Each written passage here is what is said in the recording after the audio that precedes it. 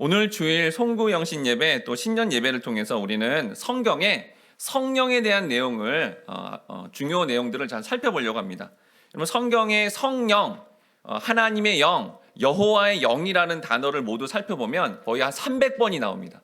그만큼 성경이 이 하나님의 영이신 성령의 역사를 강조하고 있다라는 거죠.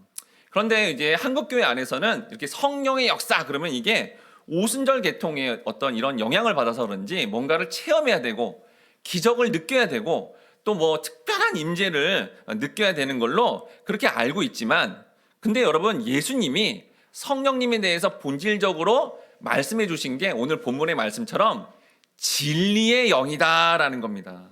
무엇보다도 예수님께서는 성령 받음이, 그러니까 성령님이 우리를 도와주시는 영역은 진리의 영이어서 그 진리를 알게 하시는 게 가장 좋다라고 얘기한다는 거죠. 그럼 여러분 성령 받음이 왜 성도에게 가장 정말 좋은 것이 될까요? 또한 성령님은 구체적으로 우리를 어떻게 도와주시는 걸까요? 또한 여러분 이러한 성령을 만약에 혹시 여러분들이 거부하거나 회방을 하게 되면 어떤 결과가 되는 걸까요? 오늘 말씀을 통해서 여러분 모두가 새 2022년에 성령 받음을 확신하심으로 말미암아 하나님 편에서 주시는 가장 좋은 것인 이 성령을 확신하시고 또 그 구체적으로 성령의 도우심을 경험하시는 새 2022년 한 해가 되시길, 또한 성령 충만한 성도님들 되시길 주님의 이름으로 축원합니다. 아멘. 첫 번째로 따릅니다. 성령은 성도를 도우시는 보혜사 되십니다. 보혜사 되십니다. 네, 여러분 오늘은 유의물이었고요. 그 책자의 일과에 있는 내용을 같이 나누려고 합니다. 요한복음 14장 16절 말씀 같이 화면에 있죠? 같이 한번 읽어보도록 하겠습니다. 시작. 내가 아버지께 구하겠으니 그가 또 다른 보혜사를 너희에게 주사 영원토록 너희와 함께 있게 하리니. 자, 본절은 예수님이 이제 사랑하는 제자를 이제 두고 떠나는 마지막 이제 십자가 지기 전에 다락방 강화라고 해서 아주 중요한, 마치 유언과도 같은 이 제자들한테 아주 중요한 말씀을 전하는 그 장면에서 나는 떠나지만 또 다른 돕는 자인 보혜사께서 오실 거다라는 것을 약속하고 있는 장면입니다. 여기 보혜사란 돕기 위해 부름을 받은 자라는 뜻이에요. 즉 수동적 의미를 가지고요. 또 이 단어는 남을 위해서 나타난 자, 돕는 자, 위로자, 중재자, 변호자라는 그런 의미를 갖고 있습니다. 한국말 그대로 하면 보호하고 은혜를 주시는 분이라는 거죠. 근데 이게 원어로 보면요, 원어는 어떤 의미냐면 곁에 서 계시는 분이라는 뜻이에요. 그러니까 성령님은 곁에 계신 분이다라는 거죠. 즉 무슨 말이냐면 예수님하고 또 예수님의 사랑하는 제자들이 우리 또 성도들이잖아요. 성도들인 이런 제자들이 예수님 떠나면 굉장히 외롭고 힘들고 어떻게 될지 고민될 텐데 그 바로 옆에 누가 있다는 거예요. 성령님이 이렇게 계시다, 있다라는 것을 알려주고 있다라는 겁니다. 즉 그 옆에 계셔서 성도의 삶을 어떻게 해요? 끊임없이 도와주고 상담을 해주고 알게 하시며 또 제대로 쓸 수 있도록 그 도움이 역할을 하시는 분이 바로 성령님이다라고 예수님이 친히 말씀해 주셨다라는 겁니다. 요한복음 16장 7절 말씀 같이 읽어보도록 하겠습니다. 시작. 그러나 내가 너희에게 실상을 말하노니 내가 떠나는 것이 너희에게 유익이라. 내가 떠나가지 아니하면 보혜사가 너희에게로 오시지 아니할 것이요 가면 내가 그를 너희에게로 보내나리니. 여기 여러분 왜 예수님이 떠나면 그리고 성령님이 오시는 게 제자들한테 큰 유익이 된다고 예수님이 이렇게 강조하실까요? 왜 그럴까요? 여러분 예수님이 육신으로 이 땅에 왔기 때문이에요. 실제로 여러분 예수님이 팔레스타인 지방에 지금 이스라엘 땅에 오셨잖아요. 근데 오셨을 때 거기 있는 모든 사람들이 예수님을 만나지 못했습니다. 왜요? 육신이라서 시간과 공간에 제한을 받을 수밖에 없다는 거죠. 그런데 또 다른 보혜사인 성령님은 영이셔서 놀랍게도 시간과 환경과 공간을 초월해서 늘 함께하니 훨씬 더 큰 도움이 될 거다라고 말씀해 줬다라는 겁니다. 즉 뭐냐면 이제 시간과 장소를 초월하기 때문에 이제 뭐 단순히 문제 생기면 한번 도와주러 왔다가 가고 이런 측면이 아니라 영원토록 함께하는 게 이게 성령님의 큰 도움이다라는 거예요. 여러분 우리가 이제 신약시대에 사니까 이게 얼마나 큰 은혜이고 얼마나 큰 축복인지 잘 모를 겁니다. 하지만 여러분 구약시대만 되어도 구약의 성령님은 어느 특정한 시간대에 특정한 도움을 위해 왔다가 가버리셨어요. 이렇게. 그러니까 늘 어떻게 해요? 불안했습니다. 여러분, 그럼 왜 구약 시대에는 하나님의 백성이라는 이스라엘 백성들 안에 성령님이 신약 시대처럼 늘 내주하지 않았을까요? 왜 그러냐면 여러분, 구약 시대는 죄 문제가 해결이 안 된 거예요. 여러분, 성령님은 어떤 영이죠? 거룩한 영이십니다. 거룩한 영이 거룩하지 않은 사람한테 이렇게 내주하면 이게 진노가 일어나서 여기서 그냥 죽을 수가 있단 말이에요. 그러니까 죄 문제가 해결 안 되면 성령님이 내주할 수 없습니다. 그래서 구약 시대 때는 그렇게 인간의 노력으로 뭔가 완전한 거룩으로 갈지 못하니까 이따 가는 거예요. 그런 어떤 그 단기간의 어떤 은혜의 시대, 성령의 시대였죠. 그런데 신약 시대에 이르러 우리가 누굴 믿죠? 예수님을 믿는 겁니다. 여러분, 예수님을 믿는 순간, 그 예수님의 이름으로 기도하는 순간 우리는 거룩한 자가 되어서 어떻게 되는 거예요? 성령님이 늘 내주하게 된 이 자체가 뭐라는 거예요? 큰 복이다라는 거예요, 여러분. 이거 자체가 큰 복이다라는 겁니다. 그래서 우리 인생 내내 그 성령님이 왔다 갔다 하지 않고 우리가 설사 죄를 짓더라도 회개함으로 예수님의 이름으로 또 예수님과 함께함으로 말미암아 이렇게 그 죄 문제가 해결되어서 그 거룩한 영인 성령님이 늘 신실하게 우리를 도와준다라는 거죠. 그럼 여러분, 성령님은 구체적으로 평생 우리에게 구체적으로 뭘 도와주시는 것일까요? 요한복음 14장 17절 상반절에 보니까 그는 진리의 영이라 라고 되어 있죠. 진리의 영은 성령의 본질이자 대표적인 사역의 어떤 명칭으로 그분은 진리의 하나님이신 여호와께로부터 나왔기 때문에 성도를 반드시 진리로 인도한다라는 겁니다. 여러분, 진리의 원어적 의미는 신실성이라는 거예요. 지금 이게 무슨 말이냐면요. 예수님이 제자들한테 이제 예수님이 시간과 공간의 제약이 있는 가운데 이렇게 가르쳐 줬잖아요. 근데 가르침을 한번 받은 제자들이 잘 기억해서 그 가르침대로 살았습니까? 전혀 못 살았습니다. 나중에 이제 진짜 성령님이 오셔서 사도행전 시대가 되니까 그때 살았죠. 즉 뭐냐면 이 진리의 신실성이라는 건 뭐냐면 예수님의 가르침에 시간과 공간의 제약이 있기 때문에 금방 체화가 안 됐는데 이 성령님은 계속 함께하면서 결국은 그 제자들이, 결국은 하나님의 백성들이, 그 성도들이 하나님이 원하시는 그 진리에 반응할 수 있도록 인생 내내 도우신다라는 거예요. 여러분, 이게 굉장히 좋은 거라는 걸 알아야 된다라는 겁니다. 그런데 세상은 이런 성령님의 도우심을 못 받으니까 다음과 같이 반응한다고 합니다. 요한복음 14장 17절 중반절 말씀 같이 한번 읽어보도록 하겠습니다. 시작. 세상은 능히 그를 받지 못하나니 이는 그를 보지도 못하고 알지도 못함이라. 그러나 너희는 그를 아나니 그는 너희와 함께 거하심이요 또 너희 속에 계시겠음이라. 그럼 성령은 예수님 믿는 사람에게만 도움을 주니까 이렇게 예수 믿는 사람들은 성경을 읽으면 이게 은혜가 되고 삶에 도움도 되고 또 이렇게 정말 해결책도 그 안에서 얻을 수 있습니다. 그렇지만 여러분, 예수님을 믿지 않는 사람은 여러분, 성경이 어떤 책이죠? 초대형 전 세계적인 베스트셀러입니다. 전 세계에서 책이 가장 많이 팔린 책이에요. 그래서 예수 안 믿는 사람들도 이 책을 열심히 봅니다. 제가 예전에 대학교 다닐 때 대학교 교수님도 교회 안 다니시는데 이게 초대형 베스트셀러니까 몇 번을 읽었대요. 한 10번을 읽었대요.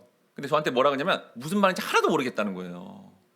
우리는 읽으면 은혜가 되는데 믿지 않는 사람은 성령님이 도와주지 않으니 진리의 영 대신 성령님이 성령의 조명하심을 안 주니까 사실은 성경을 읽어도 아무 은혜도 못 받고 도대체 이게 무슨 내용이야 이해도 안 되었다라는 겁니다. 그런데 믿는 사람에게는 진리의 영이 도우심으로 그것이 이해도 되고 은혜도 되며 실제 삶을 살아가는데 도움이 되었다라는 겁니다. 그런데 여기 이제 제자들에게 예수님이 뭐라 그러냐면 성령을 이미 너희가 알고 있다라고 해요. 여러분, 예수님이 승천하시고 떠나야만 그때 성령님이 오심으로 그때 알게 되는 건데 왜 예수님은 아직 임하지도 않았는데 너희가 성령을 이미 알고 있다라고 이렇게 말씀하셨을까요? 왜냐하면 여러분, 하나님, 예수님, 성령님 같은 하나님입니다. 그러니까 우리가 하나님을 알아가는 것, 예수님을 알아가면 누구를 또 알게 되는 거예요?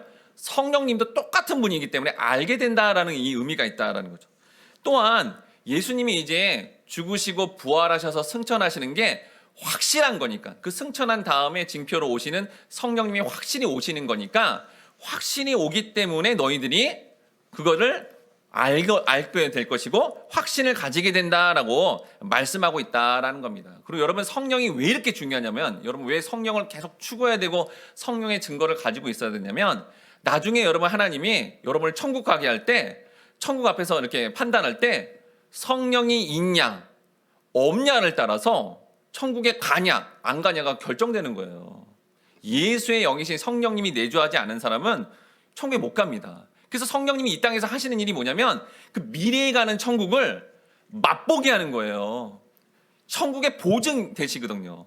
그래서 이 땅 가운데 우리가 살아가는데 천국의 맛을 보게 하고 이 천국의 백성으로서 아직 다가올 미래인데도 현재 시점에서 천국 백성으로 살아갈 수 있도록 그 엄청난 천국이라는 소망을 가지고 살아갈 수 있도록 도움을 주신다라는 겁니다.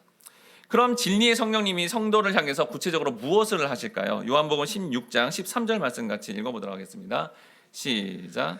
그러나 진리의 성령이 오시면 그가 너희를 모든 진리 가운데로 인도하시리니 그가 스스로 말하지 않고 오직 들은 것을 말하며 장래일을 너희에게 알리시리라. 여기 장래일을 너희에게 알려주리라 라고 하니까 마치 어떤 분들이 예언 기도라 그래서 당신의 장래가 앞으로 이렇게 될 겁니다 라고 이렇게 기도하는 걸로 착각을 합니다. 여러분 그렇게 하는 거는 그 점집이나 이건 정말 미신이에요. 여러분 어디서 그렇게 한다면 여러분 거기 가면 절대로 안 됩니다. 성경은 그 얘기를 하는 게 아니에요. 장래일을 얘기하는데 성경이 말하는 그 예언은 뭐냐면 베드로전서 1장 10절 말씀 같이 읽어보도록 하겠습니다. 시작.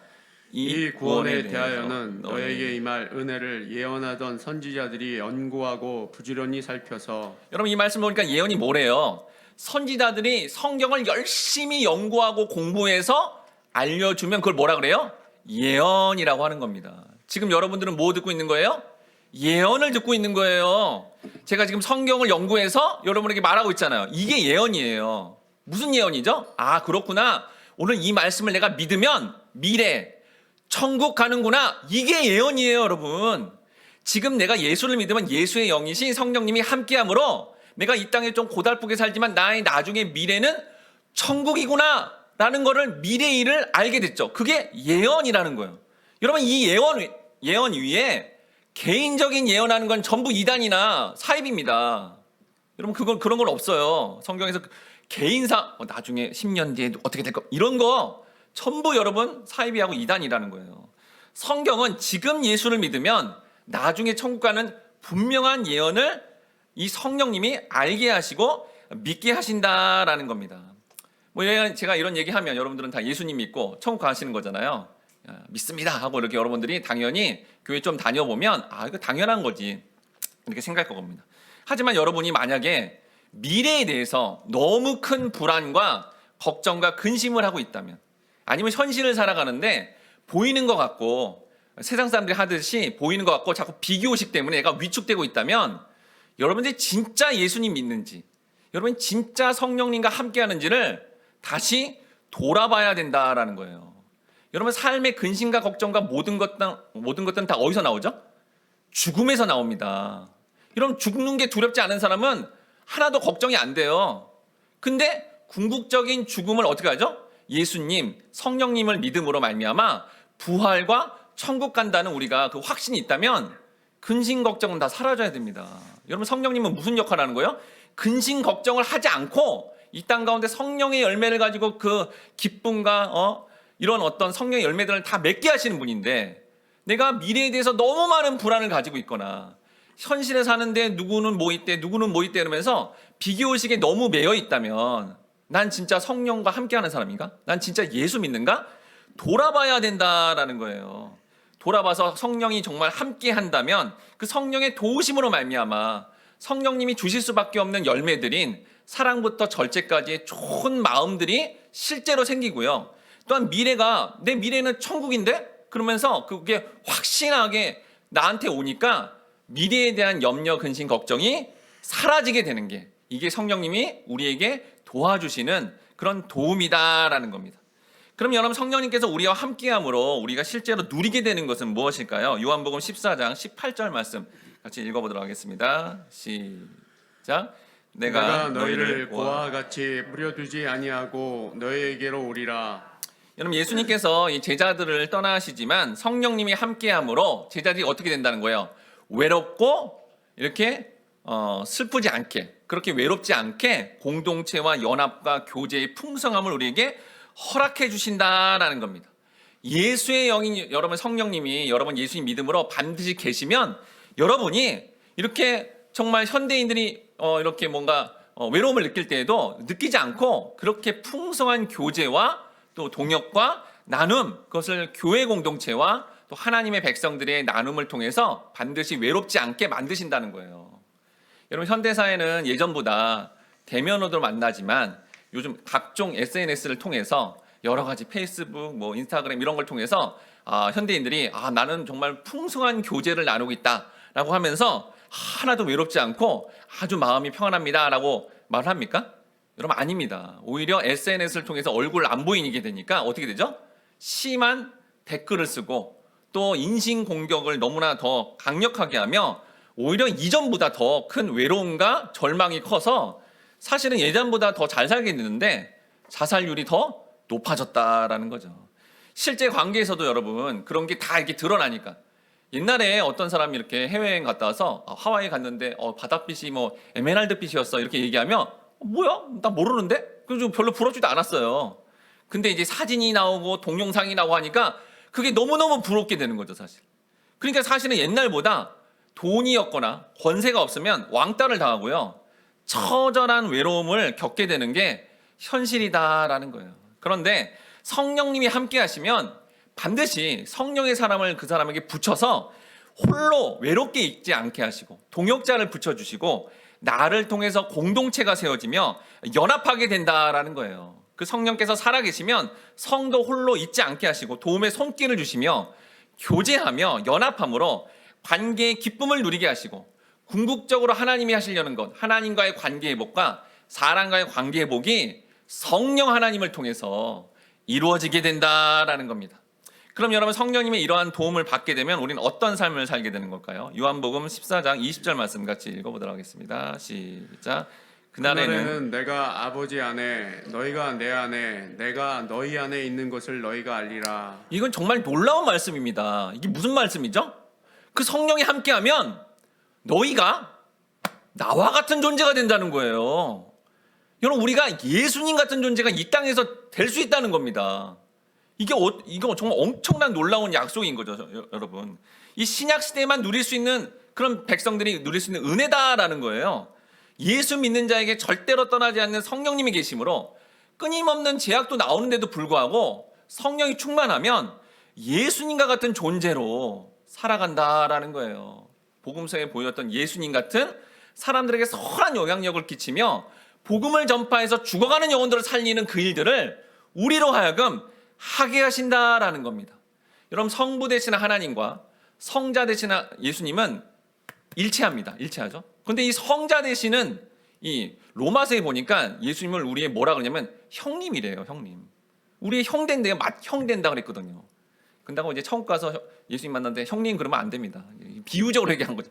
같은 동질적인 존재가 된다는 거죠, 여러분. 그런데 예수님과 우리도 어떻게 돼요? 동일한 이런 존재가 된다는 것 자체는 여러분 인간이 여러 가지 학문을 아무리 철학적으로 연구해도 이렇게 알 수가 없는 영역이에요. 그런데 이 영적 지식을 진리의 영이신 성령님이 오셔서 너는 장차 예수와 같은 존재가 되는 거야.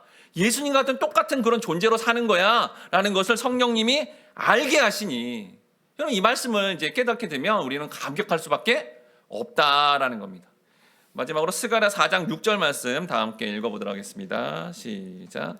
그가 내게 대답하여 이르되 여호와께서 스룹바벨에게 하신 말씀이 이러하니라. 만군의 여호와께서 말씀하시되 이는 힘으로 되지 아니하며 능력으로 되지 아니하고 오직 나의 영으로 되느니라. 여러분 우리 힘으로 여러분 인생 살아봤잖아요. 한 20년 30년 살다 보면 내가 열심히 노력한다고 세상에서 얻을 수 없구나. 실패하는구나. 내 몸은 점점 병들구나. 나의 한계를 너무 많이 느낍니다. 기억력도 감퇴되잖아요. 옛날 같지 않은 거예요. 그런 큰 한계를 누리죠. 여러분 관계는 편한가요? 어떤 관계가 틀어져서 내가 열심히 선물 주고 잘해주면 관계 회복되나요? 그렇게 안 되는 거야. 여러분 인생에서 경험했잖아요. 안 된다는 거예요. 힘으로도 안 되고 능력으로는 안 됩니다. 여러분 이 코로나 이렇게 장기화될 걸 누가 알았습니까? 아무도 예측을 못했어요. 아무도. 이런 환경적인 어려움 앞에 우리는 그냥 낙담할 수밖에 없다는 거예요. 그런데 이 말씀처럼 어떻게 해요? 주의 영 대신 성령이 임하면 환경적인 제약, 관계의 갈등, 그리고 개인적인 한계도 전부 뛰어넘어서 놀랍게도 고난이 온 것 같은데 성령의 열매가 가득하니까 그 가운데서도 놀라운 신비로운 기쁨을 누리며 도와줄 수 없을 것 같은데 도와주는 사랑의 마음으로 그들을 도와주고 섬기는 과정으로 나아가며 다른 사람 다 비판하는데 비판하지 말고 돕자고 말할 수 있는 진짜 성령의 역사, 이 환경까지도 뛰어넘을 수 있는 놀라운 기쁨으로 새해 우리는 더욱더 기쁘고 활기차며 새롭게 살아갈 수 있는 능력이 성령님의 도우심을 따라 이 말씀에 따라서 기도할 때 그 도움을 확실히 받을 수 있다라는 겁니다. 바로 그런데 우리 모든 성도님들이 이 성령님이 어떤 분인지 정확하게 깨달아 그 성령님의 도우심을 말씀대로 받으심으로 말미암아 죄에서 벗어나 예수 그리스도를 확신하심으로 관계 회복, 환경의 어떤 소망 또한 개인적인 한계를 뛰어넘어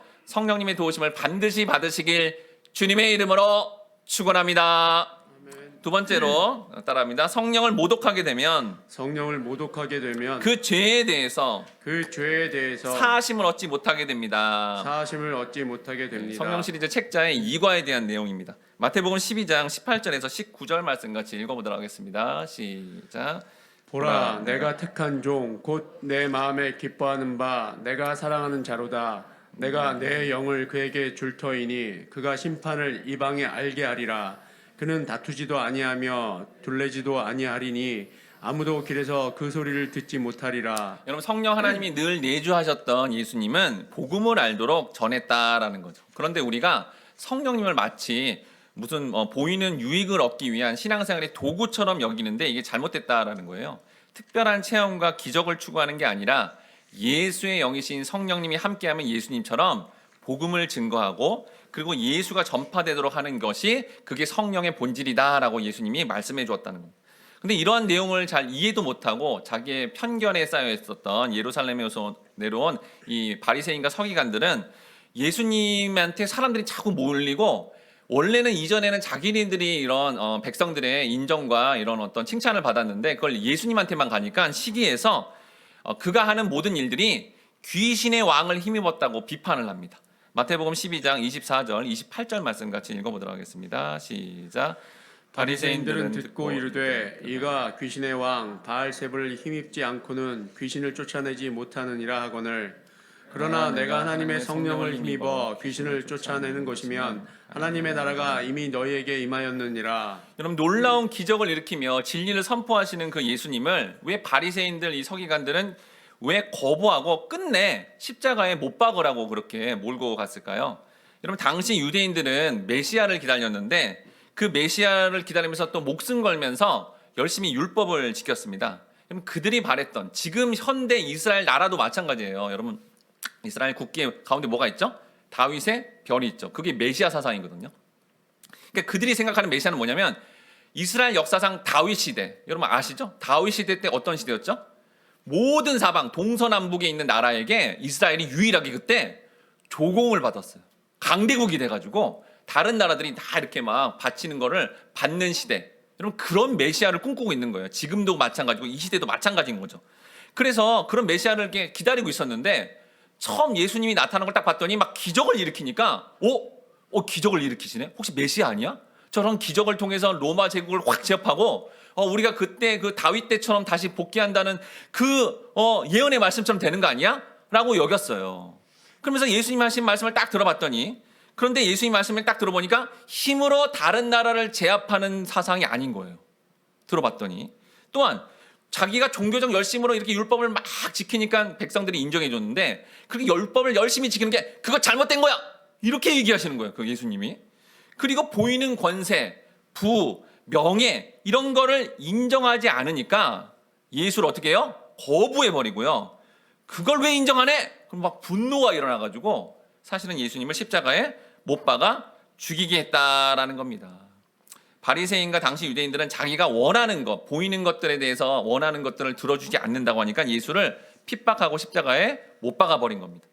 여러분들 오늘날의 우리도 이렇게 신앙생활을 한다는데 예수를 빌어 성령을 빌어 세상 사람들처럼 보이는 내가 원하는 소원들을 자꾸 이루려고 한다면 사실은 이 당시에 여러분 바리새인과 서기관과 똑같은 행동을 하고 있는 것이고 그게 뭐라는 거예요? 성령 모독이다라는 거예요. 성령은 그런 분이 아닌데 왜 그런 도구로 사용하느냐라는 것이죠. 마태복음 12장 31절 말씀 같이 읽어보도록 하겠습니다. 시작. 그러므로 내가 너희에게 이르노니 사람에 대한 모든 죄와 모독은 사하심을 얻되 성령을 모독하는 것은 사하심을 얻지 못하겠고. 여기 성령을 모독한다는 것은 성령님을 하나님으로 대우하지 않고 자기 이익을 위한 도구로 사용하면 성령 모독이다라고 하는 겁니다. 여러분 성령은 이 땅에 오셔서 죄와 의와 심판이 뭔지를 알려주시고 예수의 영이니까 예수가 누구인지를 알려주시며 그렇게 예수를 전함으로 천국 가게 하시는 그런 하나님이신데 그런데 자기의 유익을 위해 성령님 이거 들어줘야지 그러면서 그렇게 강압하고 도구로 사용한다면 성령 모독죄다라는 겁니다. 여러분 성령을 모독하고 해방하는 것은 성령님이 궁극적으로 하려는 거 뭐죠? 예수의 사역이죠. 예수의 사역의 본질이 뭔데요? 회개하라 천국이 가까웠느니라. 천국 가게 하는 거거든요. 그래서 여러분 이 당시에 바리새인 서기관들은 오히려 예수 성령님의 사역을 방해하는 성령 모독으로 말미암아 지옥 갔어요.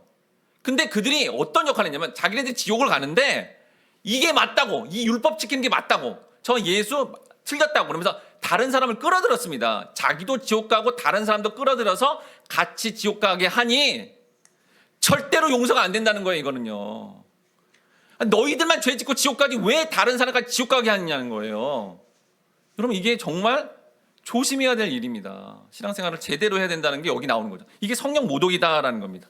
즉 이 세상 것에 눈을 두면서 예수 그리스도와 그분이 선물해 주신 하나님 나라 천국을 너무 가볍게 여기고 너무 하찮게 여기면서 보이는 것들을 똑같이 추구하려는 자세를 갖는다면 성령 모독이 되어서 이건 용서가 안 된다라는 거예요.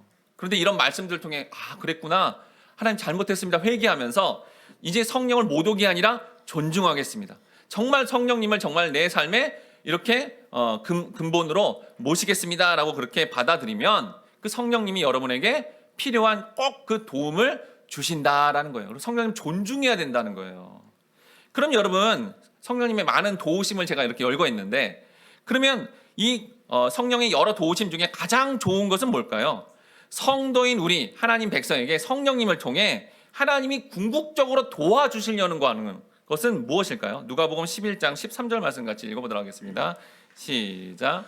너희가 악할지라도 좋은 것을 자식에게 줄 알거든 하물며 너희 천부께서 구하는 자에게 성령을 주시지 않겠느냐 하시니라. 네, 주님은 누가복음 11장에서 하늘 아버지께 너희가 기도하고 구하면 구하는 자에게 뭘 준대요? 성령을 주신다라고 하죠. 근데 이 똑같은 문장이 마태복음에는 어떻게 되어 있냐면 이렇게 표현되어 있어요. 이것도 같이 읽어볼게요. 마태복음 7장 11절. 아까 누가복음하고 뭐가 다른지 보세요. 읽겠습니다. 시작.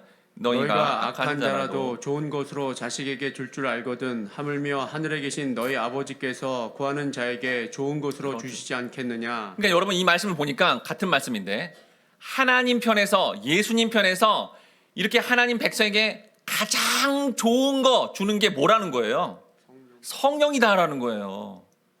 어떻게 가장 좋은 거 성령 잘 받으셨나요? 그래서 막 가장 좋은 거 주셔서 주님 너무 감사합니다. 이러나요?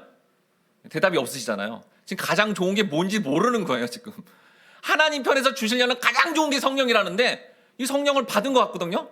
근데도 좋은 게 뭔지 모르는 거예요. 여러분 제가 목회자로서 이런 답답함을 느끼는데 예수님도 너무 이게 답답했던 거예요. 제자들한테 그리고 예수를 따르는 그런 하나님 백성들 앞에 야 하나님이 주시는 가장 좋은 게 성령이야. 이거 정말 알아야 돼 니네가. 이게 너무 답답해서 누가복음 아까 11장 13절이었죠. 1절부터 13절까지 쭉 열거하는데 그 내용이 여러분들이 되게 잘 아는 내용들이에요. 근데 이거를 연계성으로 못 봤던 거죠. 이 내용을 여러분 잘 살펴야 하나님 편에서 우리에게 주시는 가장 좋은 선물이 가장 큰 도움이 성령이구나라는 것을 이해하면 여러분 감격할 겁니다. 자, 이 예수님이 논조를 우리가 정확하게 따라가야 돼요. 자, 누가복음 11장 1절 말씀 한번 읽어보도록 하겠습니다. 시작. 예수께서 한 곳에서 기도하시고 마치심에 제자 중 하나가 여짜오되 주여 요한이 자기 제자들에게 기도를 가르친 것과 같이 우리에게도 가르쳐 주옵소서. 여러분 무슨 내용이 나와요? 1절부터 주기도문이 나옵니다. 여러분 기도 중에 가장 중요한 기도 주기도문의 내용이 지금 이거하고 연관돼 있다는 거예요. 놀랍게도 다 지금 예수님이 이거 설명하려고 다 얘기하는 거거든요. 여러분 주기도문의 내용을 보면 총 7가지예요. 이름이 거룩히부터 악에서 벗어나소서 7가지 기도 내용을 얘기하거든요. 근데 여러분 히브리 문학 구조로 예수님이 이걸 정리한 거예요. 그래서 1부터 7이 있잖아요. 그러면 이게 중요한 게 어디 있냐면 가운데 있는 겁니다. 가운데가 뭘까요? 네 번째. 일용할 양식이 가장 중요한 내용이에요. 주기도문에. 요 네 번째에 해당되는 기도 내용을 위해 1, 7, 1, 1-2, 2-3, 3-가 수식하는 구조. 이걸 히브리에서 문학 구조 중에 카디즘 구조라고 합니다. 가운데 있는 걸 강조하고자 다 수식을 한다는 거죠. 그러니까 주기도문의 핵심적인 내용은 일용할 양식을 구해야 된다라는 거예요. 근데 여러분 일용할 양식에 이렇게 풋노트를 보면 뭐라고 돼 있냐면 내일의 양식이라 돼 있어요. 그럼 내일의 양식은 어디서 나오죠? 만나를 매일매일 주다가 다음 날이 안식이면 미리 내일의 양식을 주었어요. 그러니까 안식일의 양식이죠. 자, 일용할 양식은 뭐래요? 안식일의 양식. 안식일의 양식이라는 걸 알 수 있죠. 내일의 양식이고. 그러면 안식일에는 여러분 주일을 왜 지켜요? 여기 왜 주일을 우리가 지키죠? 우리가 주일을 지킴으로 우린 나중에 장차 천국에 갈 건데 천국에서 주일날 예배 드리는 거를 동일하게 해야 되기 때문에 여기서 이걸 지키는 거예요. 그러니까 안식일의 양식이라는 거는 뭐예요? 주일의 양식이고 주일의 양식이라는 것은 천국의 양식이라는 거예요. 천국의 양식은 뭐죠? 영생의 양식이죠.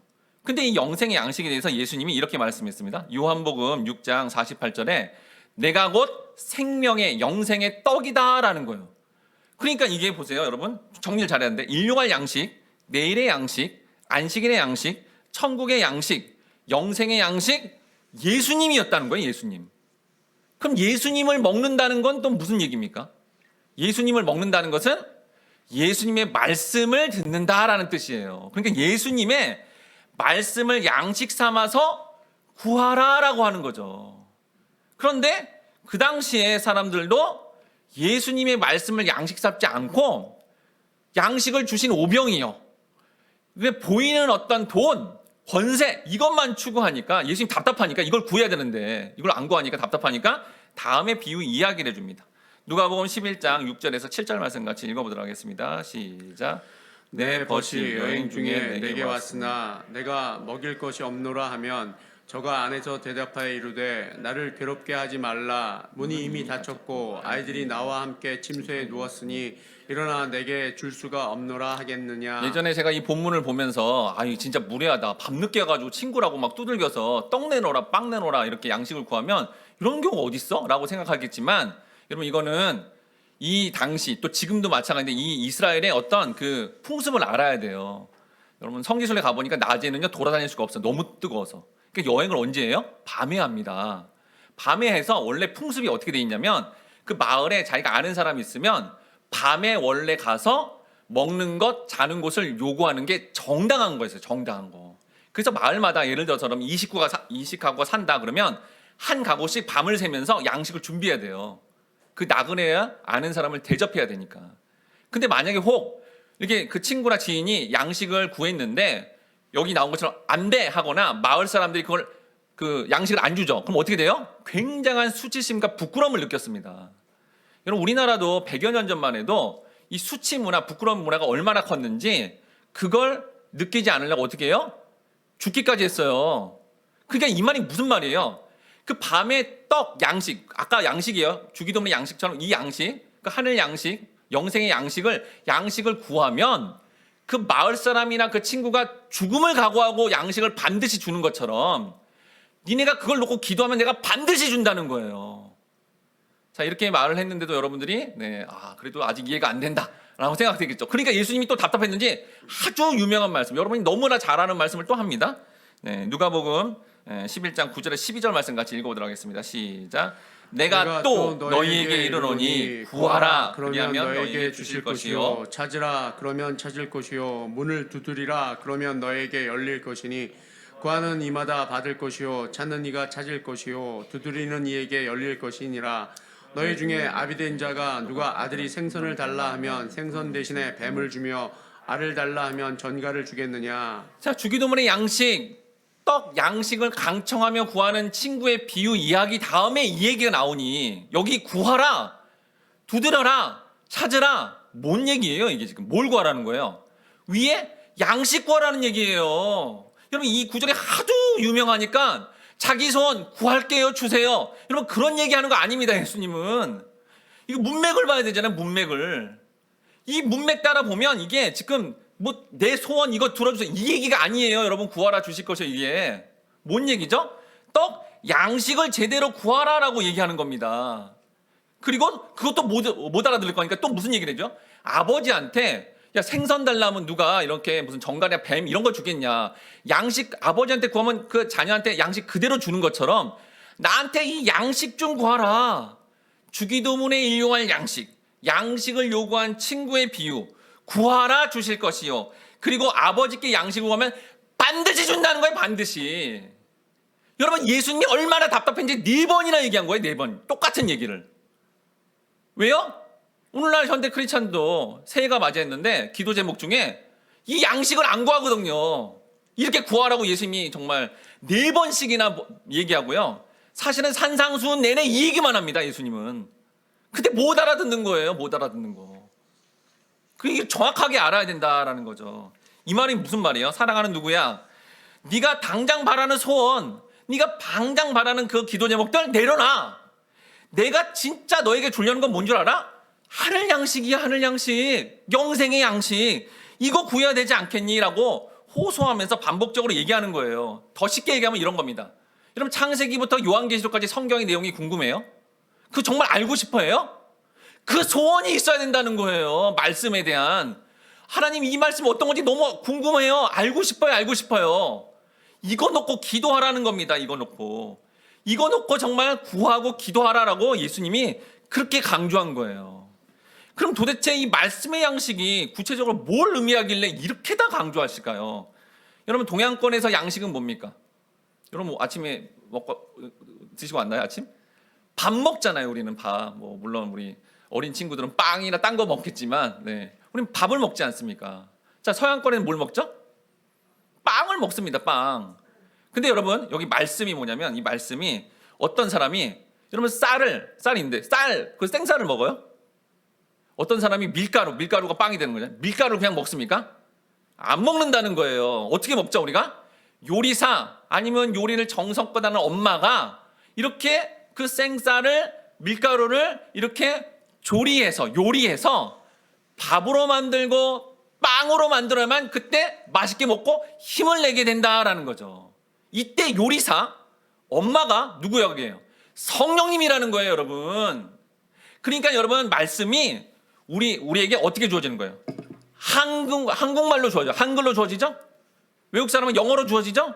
이 당시 사람들 히브리 말로 헬라어로 주어졌단 말이에요. 근데 그 말씀이 생쌀인 거예요. 밀가루인 거예요. 그걸 먹을 수가 없는 거예요, 사실은 제대로. 그런데 성령님, 이 쌀인데 이거 밀가루인데 이게 도대체 뭐예요? 질문하고 기도하고 사모하면 성령님이 반드시 역사해줘서 이 말씀은 이거란다라고 알려주는데 그걸 알게 되면 그 양식을 먹어서 그렇구나 라고 하면서 그때 힘을 얻고 새로운 차원의 삶이 열리게 된다라는 게 이거 구해야 돼 하고 예수님이 누가복음 11장 1절부터 여기까지 계속 얘기하고 산상수훈 내내 이 얘기만 합니다. 이 진짜 의미를 알라고. 그게 성령님이 하시는 일이라고. 예를 들어 여러분 마태복음 5장 4절에 애통하는 자는 복이 있나니 그들이 위로를 받을 것이요. 한국말로 해석해 보세요.